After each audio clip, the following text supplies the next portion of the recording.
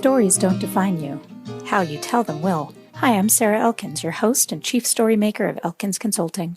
When we share stories, whether in our personal or business lives, how we share them makes a difference in how we remember them and in how we're perceived by the people we're sharing them with. When you're listening to this podcast, I encourage you to listen and consider your own related stories. To listen and think about which stories in your life might have impacted you in a similar way. And think about how you share those stories and the messages they carry for you and for the people who are hearing them. I'm so happy to be recording an interview with another old friend from LinkedIn. I've been kind of reaching back to the people that I met early on LinkedIn, like 2013, 2014, 2015. And I realized that I hadn't interviewed any of those people that I met early on. And Mareo McCracken was one of those people that I connected with very early on and just loved his writing. It was really warm and generous in terms of emotion and inspiration. And so I'm just so grateful that you agreed to be on the podcast. Thanks, Mareo. Oh, that was awesome. It's incredible to be talking with you. And yeah, it's been a great journey for sure. Excited to have this podcast, to be on it with you. Yeah. Well, so my first question, and you probably get this all the time, Mareo McCracken. I mean, it sounds like this mishmash of Italian and Scottish or Irish. Yeah. So can you tell me a little bit about that? Because if I'm curious, I'm sure our listeners will be curious. Yeah. So my name Mareo is spelled with an E, and my mother pronounces it Mareo, and it's not really a real name. She did her PhD in ancient German literature. That's what she focused on because she's from Germany. She's a native of Germany and then came to the States when she was in college. And so she was studying ancient German literature, and she was doing some research in some towns in southern Germany, kind of close to Italy, around 500 years AD. That's kind of when these documents were found, right, during the Dark Ages. So there's not that many documents available from that time period because that's why it was called the Dark Ages. There wasn't very much that was recorded or kept or saved. But she kept coming across this word that she thinks through her translation efforts and through her studies means victory after battle, but she's not 100% sure. But that's the only time it made sense in that context was that word. So she thinks it has something, maybe a Latin influence, maybe some other influence in southern Germany. But that's kind of where she decided that she liked that name and she was going to name me that. And so it's not really a real name, and it's not really Italian. It's not really Spanish. It's Mareo, and it's just a name that she found doing some research. Mareo.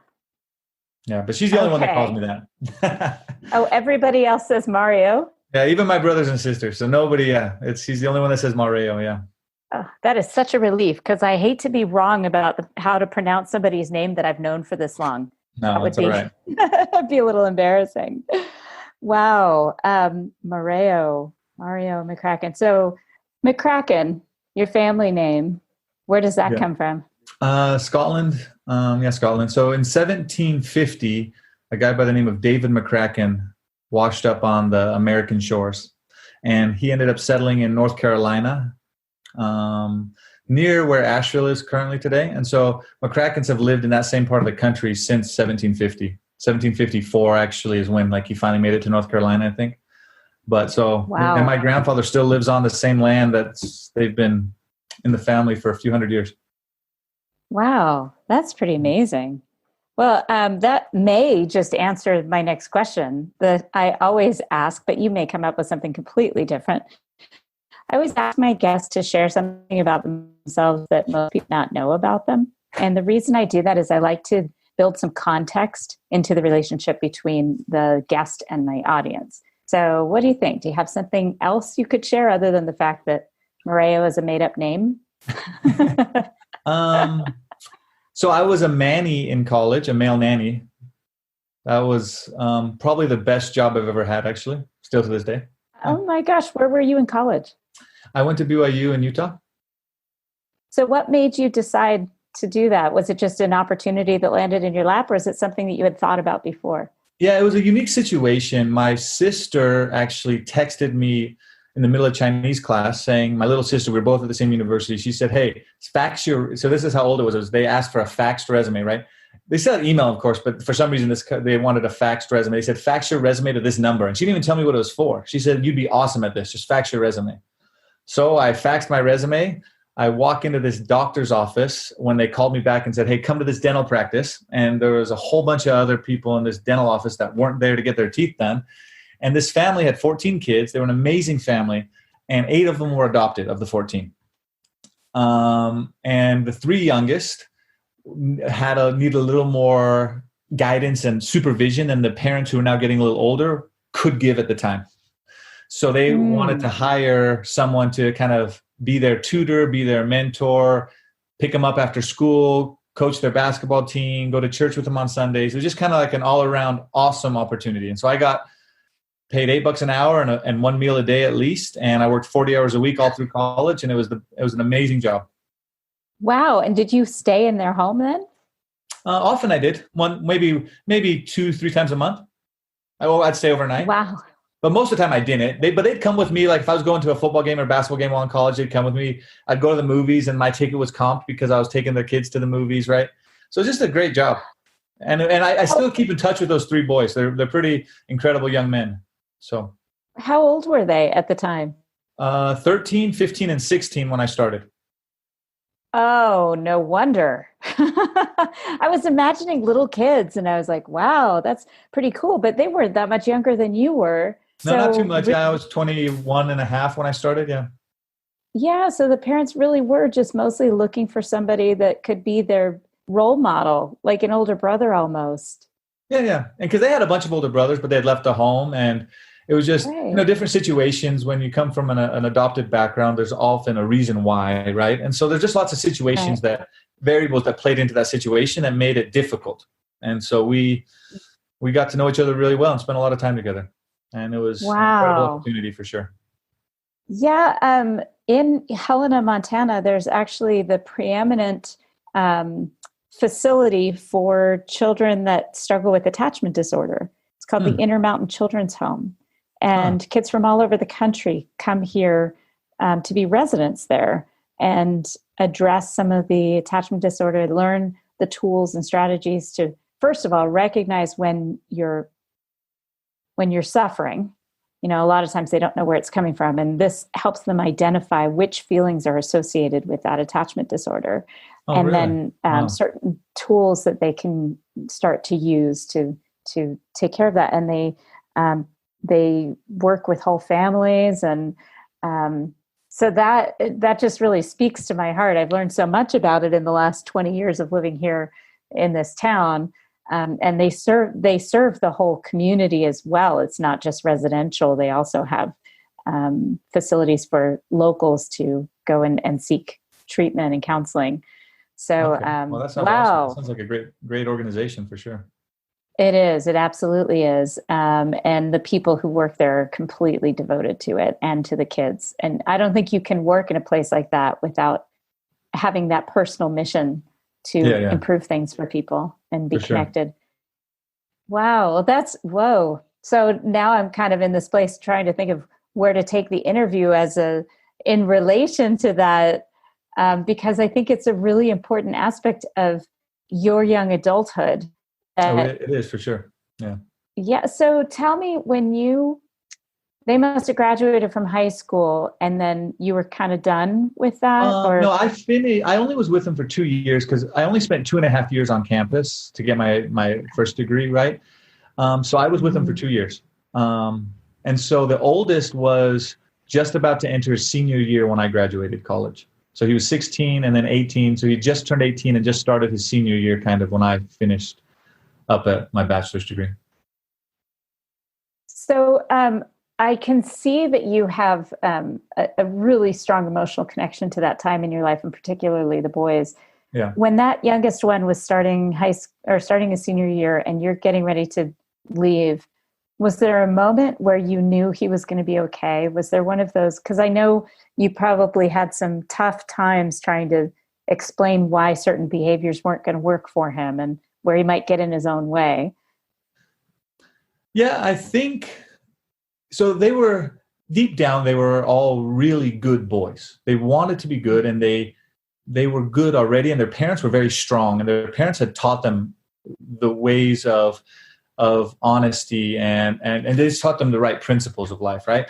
And so they knew all those things. I think they just needed somebody that wasn't almost feeling like their grandparents, just spending more time with them, right? And so I don't think there was a single moment, no, but it was more over the course, the more we got to trust each other and the more we communicated, you could tell they were more open and honest as time went on. The first few months were harder, right? And then as time went on, we were just very honest. And when someone's honest with you, then you kind of know you can solve anything. So, and we just became very close. And I think over time, they just realized, you don't have to do negative things to get attention and to feel validated. You can do positive things to get validated and feel attention in just a much more uplifting way than you would if you had to do something negative to get that attention. Do you think that a big part of that trust to be vulnerable has to come, or honesty is the word you use, a big part of that honesty is knowing how you're feeling, being able to express how you're feeling in the first place? Because I think a lot of times, if we're not honest with ourselves about where we are and why we're feeling some way, or not knowing why we're feeling some way, but being able to express that we're feeling some way, it makes it really harder to be honest with the people that are trying to help us. Did you notice anything like that? Yeah, I think you can go that direction. I think it's for at least for teenagers, it's a lot more simple than that. And adults, we get in our heads a lot more and we start thinking about these things on a complex level, and we can name one emotion, can have 20 different names for it. Whereas at least from my experience being an older brother and now being a parent, it was you're mad or you're angry or you're sad or you're happy, right? There's like 5-6 emotions that you really focus on, and there might be variations within it, but as long as you can accept what you're feeling, then yeah, it's much easier for sure. But the variance of having 200 names for an emotion like we do now, as adults, how we try to label everything, it's good and it helps us get through things. But I think the reason people are able to be open and honest with you is if you're open and honest with them, they feel, oh, he's not trying to hide anything, or she's not trying to put on a show for me. She's actually who she is. He is who he is. So that means I can be who I am too then. And I think that's kind of where it comes from. Regardless of what the honesty is about. Yeah. The honesty comes as a byproduct from trust, I think. And the trust is proven over and over in time with when you have intent, the right intent, right? Because most people that like in a school situation, teachers have to pretend they're almost perfect because they have to know the answer. They have to tell the kids what to do. What they're doing is wrong. Whereas in the relationship I had with these boys, I didn't have to tell them I was perfect. They saw me living my life. They saw me making mistakes. I spent a lot of time with them, and they could see that I was just a normal person. But so when I told them something, I didn't have to say, hey, I'm right and you're wrong. It was more, hey, this is probably not a good idea because of this and this. So it was a little different relationship for sure. Yeah. I love the way you describe it as just not being grandparents hanging out and spending more time with them because their parents were old enough that the kids probably thought that they couldn't relate to them. Yeah, and what's interesting about that concept too is that it doesn't seem to matter what generation you're talking about. Younger generation will always think that the older generation doesn't understand them and can't relate to them. Yeah. And it's kind of ironic because we were there. It is, there's a lot of overlap between what I felt at 12 and what another person now is feeling at 12 years old. Yeah, but for sure. I think we get so, like you said, we get so in our heads, we forget, especially as a young person, that this has happened over and over again. There's nothing new that's happening. Yeah. It's unusual now, but it's still, we're all dealing with similar things, just at different age ranges. But yeah. So now, because you mentioned that it had a big impact on your life, when you think back now, what do you think was a pivotal time in that time that has continued to impact how you see yourself or how you see your role in relationships? Well, it reinforced something I went through as a kid myself, and that's the labeling theory. So I didn't know what it was called until I studied sociology in college, and that was actually a sociological theory that you have to study, and we spent 2 full weeks in one class on just the labeling theory alone. And it's basically people live up to their labels, and so that's why labeling someone a felon produces more crime. when you give them the title of felon, because now they have to live up to that label. But labels are super powerful. And I first learned it from my mother when I was a boy. She always called me my whole life her little peacemaker. So we had 6 kids in my family, and obviously 6 kids in a 1,000 square foot home, you're going to have fights, right? You're going to get on each other's nerves. You're going to get on top of each other when the boys are in one room, the girls are in another, right? And it's just a small enclosed place where there's lots and lots of activity. But she always called me her little peacemaker ever since I could remember, right? And so I lived that role. So whenever there was a fight or whenever something was bad was really happening, I would try to make peace. But when I think I was 15 or 16, when she finally told me of all her 6 kids, I was by far the worst for fighting when I was younger. I was by far the most likely to cause a problem and to start a fight. So when I was 4 or 5, she started labeling me as her peacemaker. That's just what she called me. And eventually I grew into that label and lived it and didn't even remember my previous self, right? And then that was the same with almost everybody that you come in contact with, even today in my professional career, but especially with these boys that I was fortunate to spend time with, is people will live up to their labels. So if you're kicked out of school and you're known as a troublemaker, you're going to keep doing that because that's who you are. That's who you become. Mm-hmm. And so if just giving people different labels and giving them the right encouragement can change a lot of things. And so that reinforced that lesson I learned as a teenager from my mother. Then it reinforced it when I was in my early 20s. And then now as a professional, the labeling theory is, I still think, one of the most powerful things you can do as a leader is understand it and learn how to apply it. That's really interesting. I think I'm going to have to read up on that again. It's been many years, probably since college in the early 90s, that I read that. So I'm going to have to follow up on that. It's really fascinating, the labeling theory. I agree. Labeling can be such a double-edged sword. And one of the things, because I say this a lot, I get really aggravated with generalizations. When people generalize, you lump all of some type of person or all of some population in one way, and that only leads to problems because it becomes an us and them. Yes. However, there is a time when it's a useful tool. Like when you're creating a model around a community, you have to generalize to create anything that's going to be meaningful at all, because each individual can't be added to the map. It just, especially in a 300 million people country, it's just impossible. But one of the things that I've learned, thanks to Kate McLean out of Eastern Washington University, is what you're saying about your mom calling you the peacemaker is interesting, because her research and the research of her colleagues is that the stories that people tell about you, around you, help to create your identity, positive or negative. And this starts happening before you even have words. So before you're even 2, if your mother was calling you back then, even though she didn't know that she was going to have to, trick you into being a peacemaker. But if she had even, as soon as you were born, started, or not as soon as you're born, but as soon as you could walk or move, and she would say, you were always my peacemaker. This one time you did A, B, and C. Then you would believe that story. And again, just like labeling theory, you would live up to it. And while a specific label is powerful, I think the stories resonate even more deeply because there's an action involved in them and memory that gets created and shifted.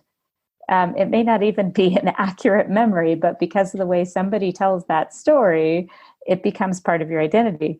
And she said the real danger is during that transition period. And this is why I'm bringing this up, is because you were at the beginning of the transition period for those young men.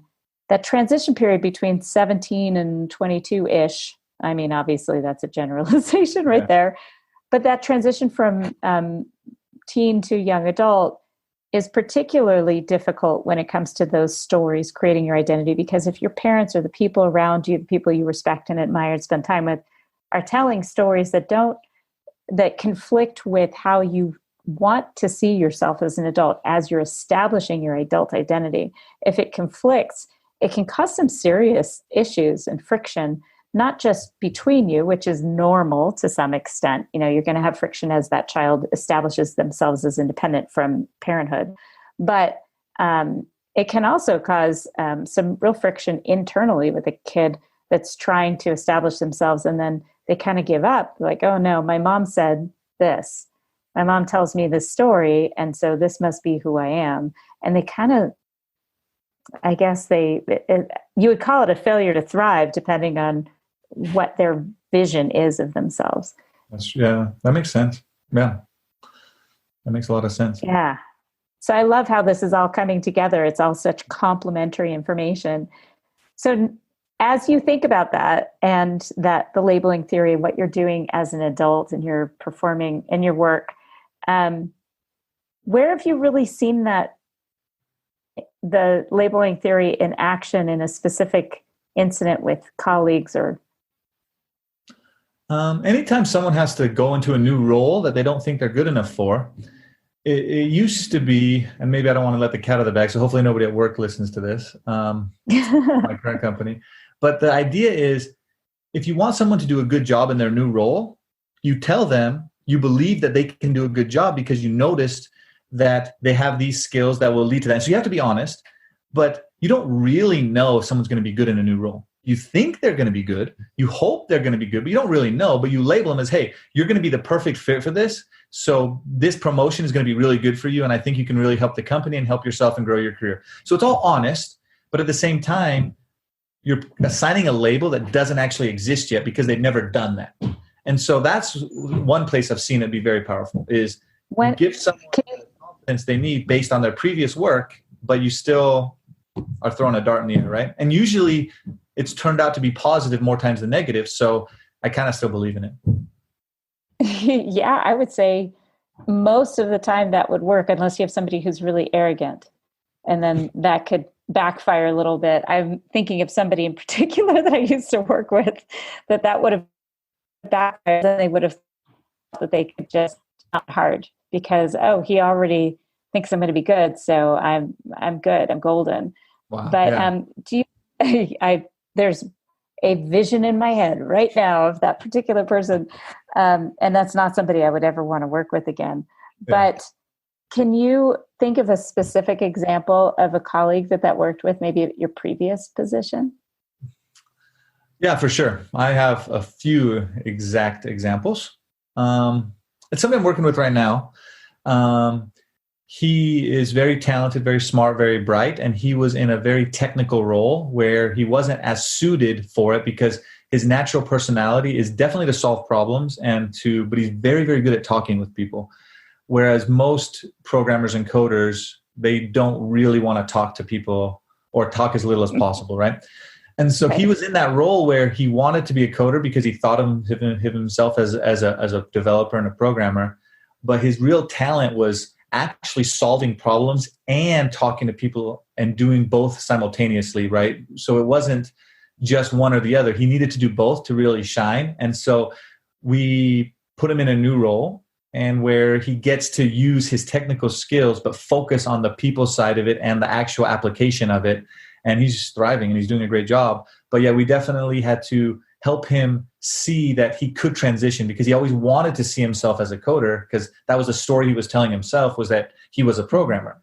But that wasn't the best fit for him at the time. And now he's doing a lot better in his career and he's grown quite a bit and he's doing better in his career because of it. Isn't that funny?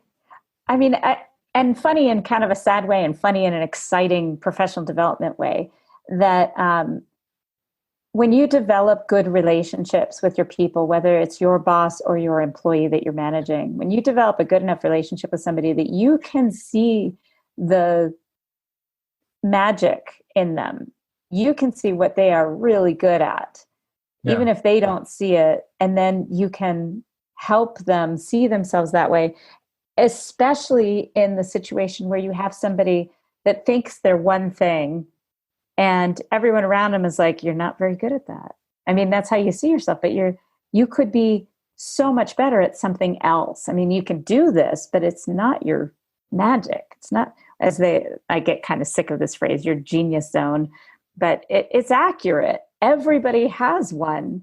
And I love that you and your team were able to see that in this person and build them up so they wouldn't feel like they were drowning in imposter syndrome when they started the new role. Yeah. It was a pretty fun experience, and we still get to work together daily. So it's great. Wow. So I'm guessing that this is something that you've used to help battle imposter syndrome in some ways. Have you done it on yourself?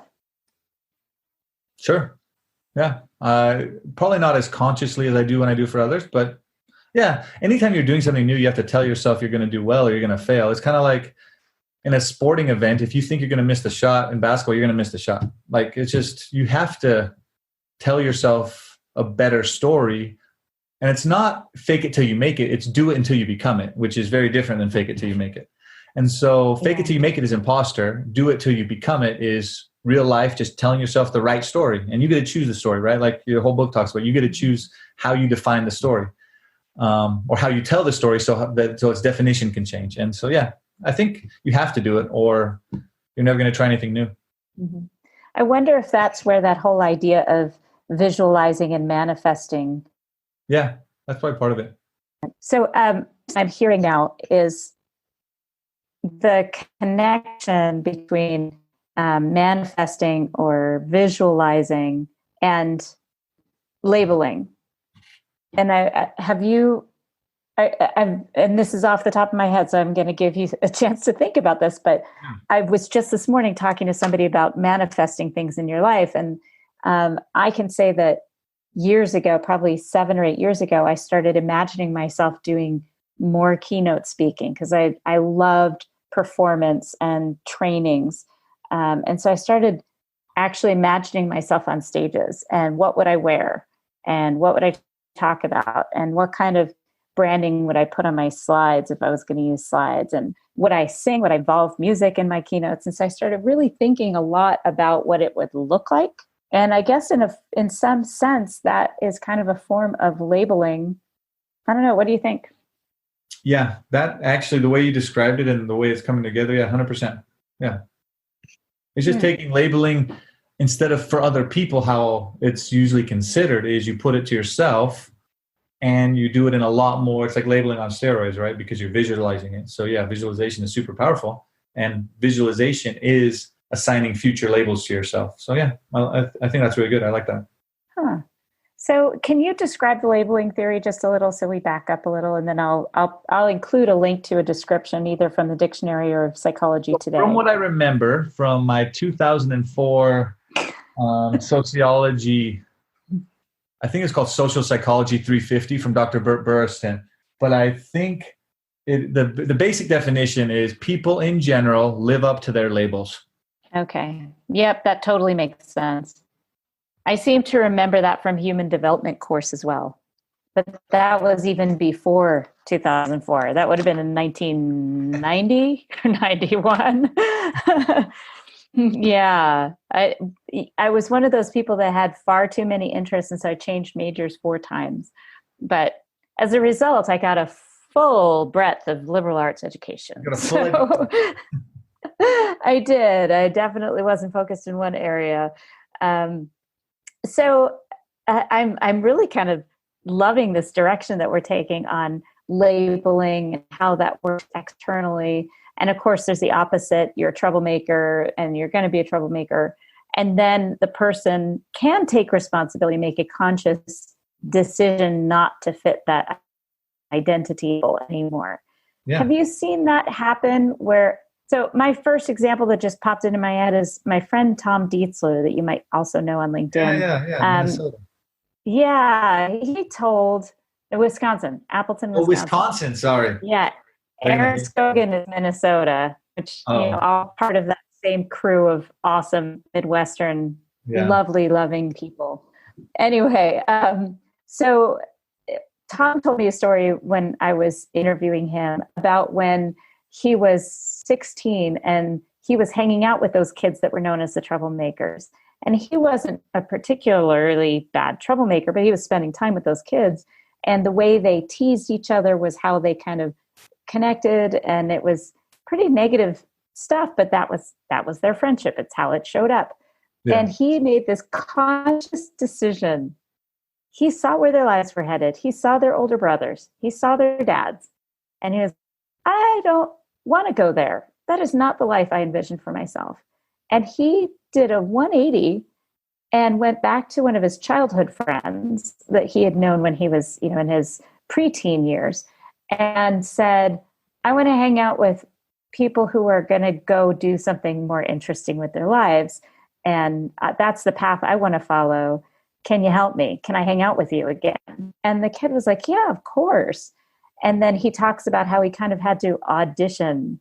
That's how he felt when he was being included in their group. For the first few times they hung out, he felt kind of like he was auditioning. But he made that conscious decision. And it took a while. He lived in a small town, and so lots of people didn't necessarily believe it. So do you have another example of that where somebody independently decided? That's a lot of self-awareness from Tom, for sure. That's pretty awesome. Yeah. Well, hearing that story just totally got me going. Yeah. No, that's pretty cool. I think we all go through different stories like that where we see someone and we say, hey, I don't want to be that person. Whether it's conscious or not, I guess determines on how far down the path we are. Like Tom in that story sounded like he was on the path already. He didn't just see someone doing something. He was part of that group for a while, and he knew he had to get out. So that's even harder, right? Once you're part of it, to get out is really hard. But yeah, so my father didn't make the best choices. So my mom raised all six of us by herself. When I was 6 is when my father stopped being in the picture anymore. And so there were 6 kids my mom raised. And you had 2 younger siblings, right? I had 4 younger. I was the second oldest. 4. Oh, okay. I thought my mom was almost due. The youngest my mom was still pregnant with the youngest. Oh. So not everybody makes the best choices, right? And so I learned what type of father I was going to be from the exact opposite of what I saw. And that's kind of where I made that internal commitment, right? But then I had fathers who were super amazing fathers. And I said, I want to be like Cameron's dad, or I want to be like Steve's dad, right? And so that's kind of, you have the juxtaposition of you see your environment, but like Tom, he saw another environment, and you can pick and choose. And so sometimes it's harder to pick and choose when you feel like there's no other option, though. So if you don't have other options to see, then it's really hard to make good choices or better choices. But if you have various options, you can pick and choose. And did you see your brothers also make a conscious decision, or? For sure. Well, I don't know if they made a conscious decision. I think it was just who we were and how we were raised. Yeah, my little brother has 3 kids, and his wife's pregnant with their 4th. And yeah, and then I have 3 little sisters, and they all have. They're all doing great too as moms. And so, as far as labeling goes, that is often the label that we pick up is I'm going to be just like my dad. And even if it's a negative thing, I'm making these bad choices, so I must be just like my dad. I kind of went through that in my late 30s when I noticed that I was having similar career issues to what my dad had. And he really struggled because he was brilliant. I mean, hands down brilliant. But he had no sense of how to present his brilliance to people, particularly his bosses. Okay. And so he consistently would piss them off by being smarter than they were.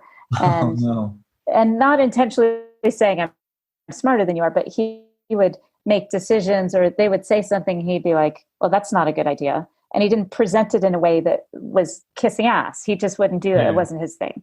And so he got fired more than once. When there were layoffs, he would, they'd have an excuse to let him go because he was arrogant. And I've never struggled with arrogance. That has never been a problem for me. But there have been times, and I found this out through StrengthsFinder, I have command of my top strengths.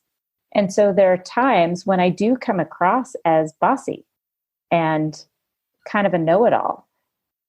And I only share information that I know. Yeah. So it's not about everything, but definitely I could see, especially back in my late 30s and early 40s, how that would come across badly.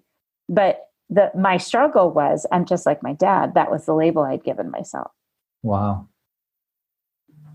Yeah, that's a tough one for sure. But you seem to found a way to express yourself better now, right? Yes. Thank goodness. But there's a reason I'm self-employed. No, I think that your point is really, really important, that you made the decision based on the models you saw about who you were going to be. And there may have been external factors where people would have given you negative labels, but it sounds to me like you had decided what your labels were going to be, and they were positive labels. Did you ever fight a negative label that you either heard from someone else or you had given yourself? Yeah, you have to fight negative labels all the time. I think the kids, little kids fight, right? So I think my sisters knew that the worst thing they could ever say to me is, hey, you're going to be just like dad, if I was doing something mean, right? So anytime I didn't do something right, and that would be a label like, oh yeah, I better stop. And so that always halted me in my tracks because they knew where to cut, right? Because we have a great relationship, but when you get to know someone so well, you know exactly what to say. And so that was a negative label, right? That you didn't want to live up to, right? That is a big one. And I love that they got it. I hope they used it sparingly. Oh yeah, it was no more than a couple of times my whole life. Yeah. Like that's the end all be all. That's the common. Yeah. I know. Like when I do something wrong, my dad didn't have to punish me. He didn't have to ground me. All he had to do was say, "I'm just so disappointed," and that was more than enough punishment for me. Yeah. Oh, that's really interesting. Well, let's come full circle as we wrap up. And I'd love to hear a story about a pivotal time in your life where you, and this may relate to the labeling theory, or it may relate more to your interactions with those young men, a time in your life where you realized you were in exactly the right place doing exactly the right thing, where you walked away thinking, nailed it. Oh man. Yeah, those are the best, right? And then writing those down and then remembering those are super important too, so you can go back to them in times when you're not, right? Mm-hmm. So I love helping people make good decisions. That's what I think I've realized is what I do the best at. And so how you express that can be lots of ways. You can do it with conversations, you can do it with speaking, you can do it with writing, you can do it with sales. And so the time when I noticed I wasn't in the right place is when I was selling the wrong thing, that I didn't think if that person would buy it or that company would purchase it, that they were making the best decision for them. And so then that was when I was in inner conflict, right? So I'm like, yeah, there's no alignment there. I realized that, though, that's why I had so much conflict. One time I was working for a company and I was living in London, and it was going to be the most incredible experience. My wife and I, we just gotten married, no kids. We got put as expats in London. Everything was going to be perfect, making better income than I should have. And I just never could feel right about what I was doing. And I didn't know why. And I just never connected. It took me years to figure out that I had to get out. But then now when I look at my current role, my full-time job, I spend at least half my time helping people make good decisions in some way or another. So yeah, I put up with the Excel spreadsheets and I put up with all the boring stuff that I'm not good at, because I have to do it to get the job done. Because you always have to do stuff that maybe isn't what you're skilled at or you're best at, but you're competent enough to do it. But when you really are doing something that you really feel empowered to do and that you can that you can really help people, then and so even right now in my current job, I really feel that way, where I help people make good decisions, whether that's the two owners of the company that I work for, helping them make better decisions, or the team I lead, or customers in a sales role, because most of my focus is sales and marketing. And I'm just helping people make better decisions than they would have if I wasn't there. And so that's kind of how you justify all the work. And so, yeah. So I'm imagining when you had to present this new role for a guy who saw himself as a programmer. Yeah. How did you help him make the decision? Because he not only had to agree to it, he had to decide that he could live up to the labels that you were giving him. So how did that conversation go? Well, it depends on the personality, right? With someone, sometimes you can be really hype and you can get really excited and be really emotional. Other times you have to be very logical and present the facts. And with this exact situation, we had to be a mix. Because he was technical, he needed to be shown the facts. He needed to be shown, hey, for career progression, you have this much career growth with this job. With this, you have a flexibility to do this and this. And so you laid out the options and you laid out the facts, but then you had to bring in the passion and the enthusiasm later. And so it was really saying, hey, you're going to do great at whatever you do, but if you want to do really good, then you should probably do something that you're better suited for. And you might think you're suited for this, but from watching you and working with you the past year, I really feel that you could do a great job at this. And then they can make a decision on their own. You still don't force them, but you highly encourage. It sounds like you were asking questions to help him guide himself, while at the same time describing to him what you knew to be true about him from your experience with him.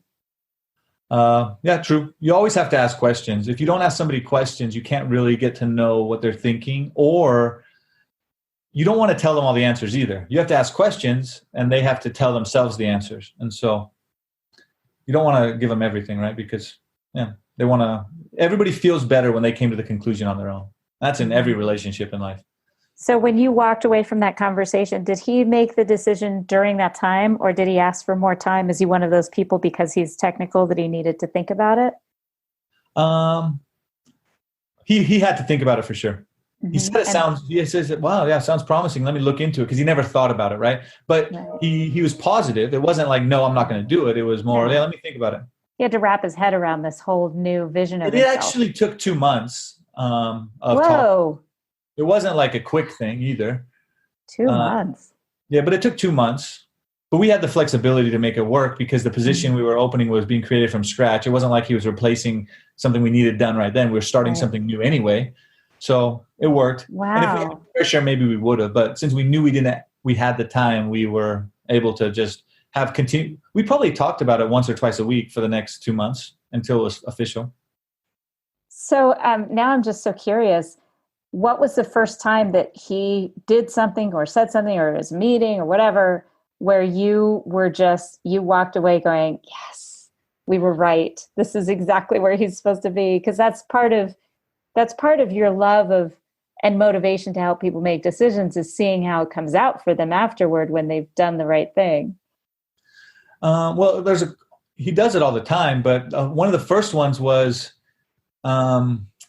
so we do demos of complex enterprise software for big, huge, massive billion-dollar companies. And so usually I'm involved in the demos, but one of the demos I couldn't be involved in. So he had to take over, and he had just kind of started maybe into his new job for a few weeks. And we didn't know how it was going to turn out, right? He had to do it by himself, basically. But we had faith that he could do a good job. But then after we talked to him, he said he thinks it went all right. But then I called the potential client, and they were really impressed. And so that's when it was validation that, yes, he did a good job because he could, and because he worked hard, and he did the right thing. And it was validated by an outside source. So it's pretty good. Mm-hmm. So it validates your belief, your label about yourself also. And as much as it's about him, it's also about the fact that that's part of you. That's your what or your how, is helping people make good decisions, because decisions like that can impact the rest of their lives, as well as all the people around them, the success of the organization itself.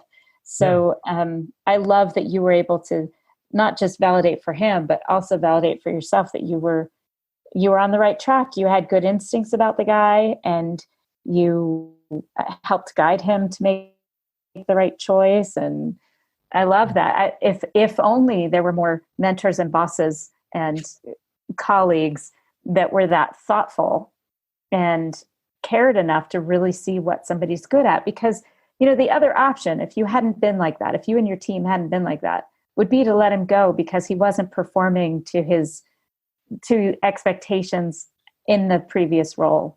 Yeah. That would have been all the time. Yeah, that's the easy answer. But for you to say, wait a minute, I really like this person. He has a lot to offer. What is he really, really good at? If it's not that, and that's just the thing that just drives me crazy about the environment that I've experienced so much in my life and that I keep hearing about is that lack of understanding that people are so complex, and that when you find somebody that's loyal and that works hard, even at something they're not good at, they keep on working at it and they're resilient and persistent.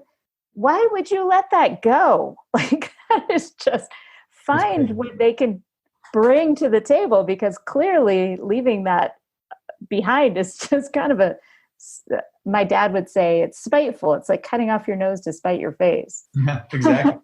And you see it all too much, because lots of people think it's too much effort to retrain someone or to individually coach someone, right? There's all those, it's baffling to me to think that you'd let people who are hardworking and persistent and resilient go. I just don't. Yeah. That's crazy. Well, and that's a good place to wrap up, because I don't want to go down that path.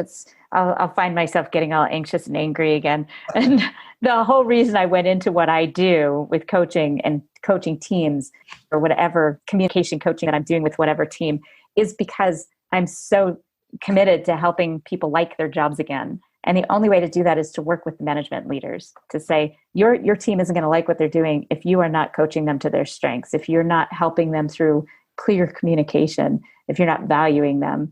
So there's always the responsibility from the employee, but you're a lot more likely to have that positive response from your employee when the manager is coaching them to their strengths and recognizing them. So, and you know all of that, especially in all your writing.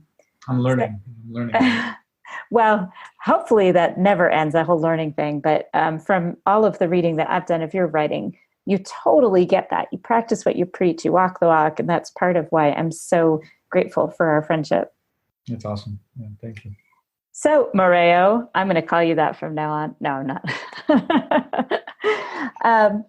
If our listeners want to get in touch with you, I will add these links to the blog post associated with this podcast on my website, elkinsconsulting.com. But if people want to get in touch with you, what's the best way to do it? And what would you, if you could give them anything of your materials, your content to read, what would that be?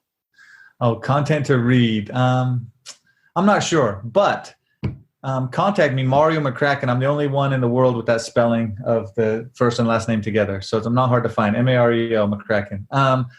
But one piece of advice is listen to the people who love you and want what's best for you.